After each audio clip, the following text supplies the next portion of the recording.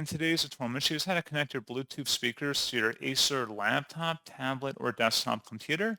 So this should hopefully be a pretty straightforward process here, guys. And without further ado, let's go ahead and jump straight into it. So all I have to do is open up the search menu and type in settings.